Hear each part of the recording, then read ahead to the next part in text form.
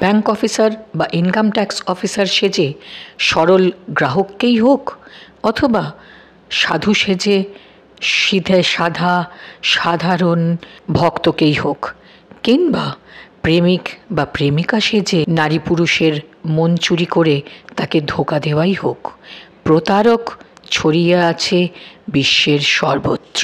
যত বেশি মধু ঢালা ব্যবহার, প্রতারণার সম্ভাবনা ততই বেড়ে যায়। আজ আসুন এহেন প্রতারক ইংলিশ আমরা জেনে নেব। প্রতারক ইংলিশ হল ইম্পস্টার, IMPOSTER। ইম্পস্টার হলো প্রতারক।